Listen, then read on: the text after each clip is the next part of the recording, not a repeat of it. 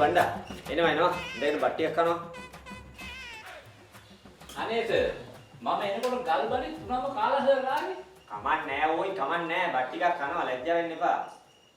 එහෙනම් සර් පොඩ්ඩක් කන්නම්. බලනවා දැන් වෙලාව කීයද කියලා. තමුසු උදේ 9ට එනවා කිව්වේ. දැන් බලනවා වෙලාව කීයද කියලා. කොහෙද සර්? ගාල්ලේ ඉඳලා කොට්ටාවට ගිය සර් පැයයි.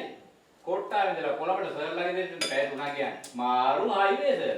හරි ඔන්න කැම ටිකක් කාලා ගිහිල්ලා තමුසුගේ කාමරේ අස් කරගන්නවා. මස් තියනවා. මස් ටිකකුත් දාගෙන කනවා බඩ පිරෙන්නේ. අනේ සර් මම මස් කන්නේ නැහැ සර්. සත්ත්ව පරාණේ යන්නේ සර්. හරි ඕයි පොඩි ටිකක් කනවා. ආව් සිද්ධ වෙයි සර්. හරි අයිසේ පොඩි ටිකක් කෑවට පව් සිද්ධ වෙන්නේ නැහැ. ටිකක් කනවා. අනේ මන් දන්නේ නැහැ. සර් මේ කෑල්ලකුත් වැන්නනේ.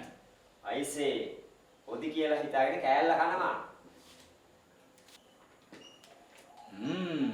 සර් පොඩි ටික මා රසයෙන් සර්. මේ තව පොඩි ටිකක් දාගෙන කනවා. ලැජ්ජා වෙන්න එපා බණ්ඩා.